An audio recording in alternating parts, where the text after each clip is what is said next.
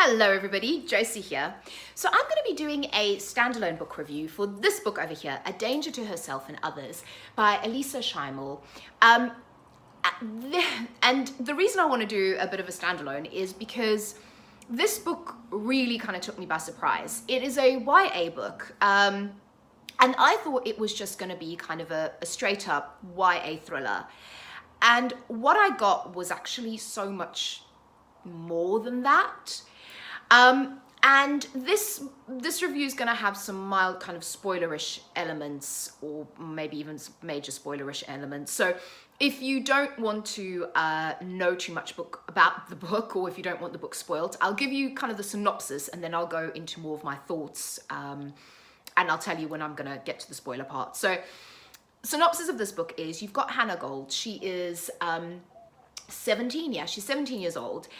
And she basically finds herself in a treatment facility, or kind of an institution. And the reason she's there is her roommate has had an accident. So her and her roommate and her friend and roommate, they were in California doing sort of like a summer college program. And her roommate had an accident and is now in the hospital, and she is unconscious in the hospital. She's in the ICU, and they're, it's sort of touch and go whether or not she'll live. And the thing is she had this accident, but the reason that Hannah is in the treatment facility is to be assessed whether or not this was an accident, because her roommate's parents aren't necessarily sure that it was an accident.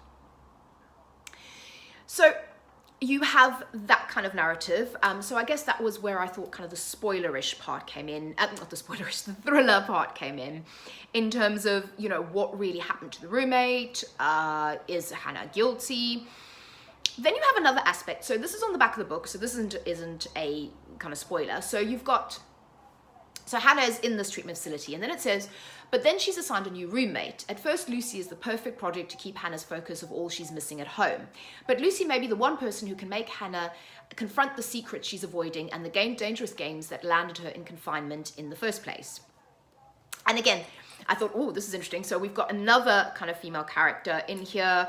We've got another sort of mystery in terms of what actually is going on in Hannah's life, to kind of make her, to drive her to this point. And when they talk about the games that she's playing, and you've got that feather on the front. So I don't know if you've ever heard that game, light as a feather, stiff as a board, where you kind of put fingers underneath someone and you try and sort of lift them up by magic. And Hannah's been playing that game all her life, and you'll hear that a lot in the narrative in the book, and she sort of keeps repeating that mantra in her head. And her and her roommate like to play things like Truth and Dare, and they like to kind of play these games. And you obviously get the impression that when they played this game the last time, something went terribly wrong, and her roommate is now in hospital. So that bit is very, very good. But then there is another layer to this book, and this is the layer that really took me by surprise.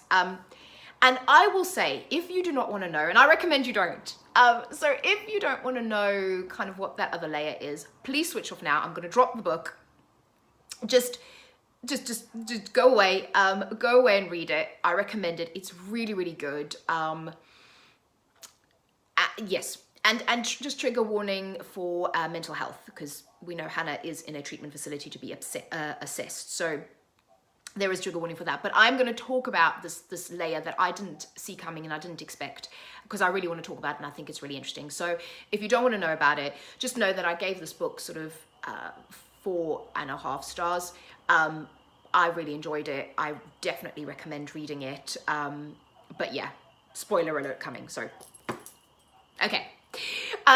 So for me, what I find really fascinating, so like I said, I thought this was going to be a thriller. I thought it was going to be a thriller about these girls, about their past, about their secrets.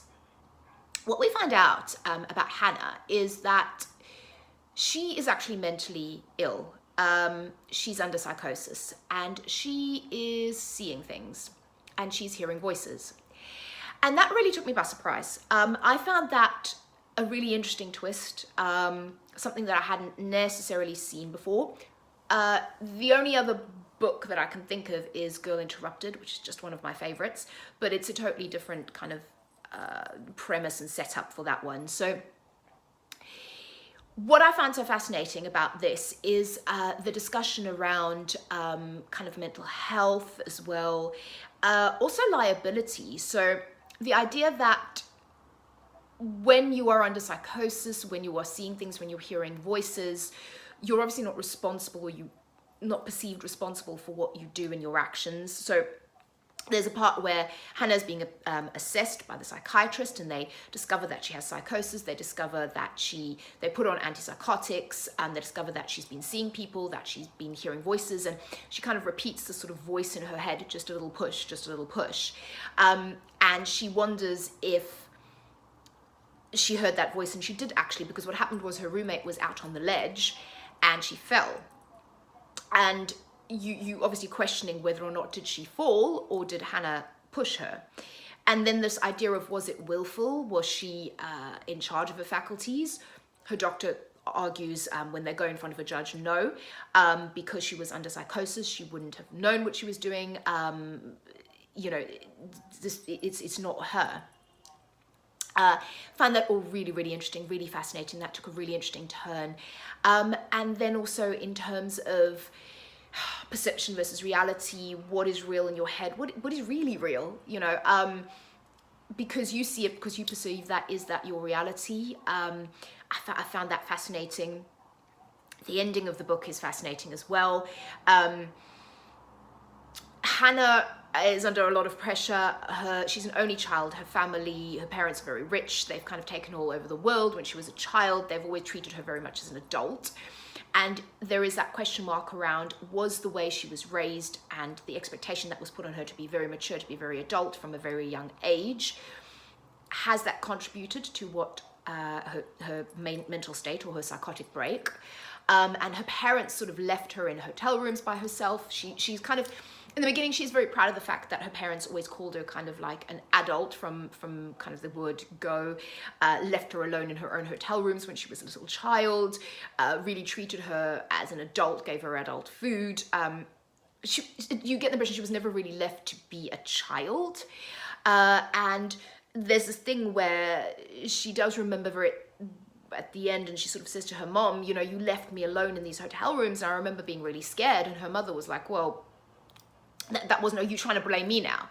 You know, so how much blame do the parents and the raising kind of this child have to take for what happened to her and her mental state? And then did that contribute to being left alone? Do you then conjure up friends? Does your brain start to invent things to amuse yourself, to keep yourself safe? And, you know, in terms of like personality, is that your personality? It's so intriguing, it's so fascinating, it's so deep, which I really wasn't expecting. Like I said, I was just expecting a straight up kind of YA thriller. So I really, really like this book a lot. I think the questions it raises, the mental health issues, really, really fascinating. Really the kind of thing I want to read more of. And it makes me want to read Girl Interrupted again as well. And really the triggers and the causes, I think that didn't go too deeply into it, so you kind of get that more in the end, where she's talking to her parents and she's kind of remembering throughout how they were treated. And like I said, that moment where she says to her mom, well, you kind of left me alone when I was a little child, and I was always expected to be this adult. Also maybe conscious, she's very intelligent, she's very studious, and sometimes, and I know certainly when I've read things about people who are serial killers, they're often incredibly intelligent. How does that intelligence and kind of contribute to that as well? And, you know, the ending is really interesting. The ending is quite open, I would say. And it's just incredibly compelling and really dark. You know, there's a lot of light moments in this book, but it's dark, and it's really delving into that psyche as well. And I just really, really enjoyed it. I really recommend this book. So, like I said, 4.5, maybe even 4.5. stars for this one. I really liked it. I highly recommend it. If if you're not afraid of that kind of mental health aspect as well, like I said, obviously trigger warning for that, but it is really fascinating, and it's a really fascinating read. And I don't hear a lot of people talk about it, but I really, yeah, I would recommend it. So that's it. Thanks for listening to me. Again, tell me what you think. Any recommendations, always welcome, and I will speak to you all very soon. Bye-bye.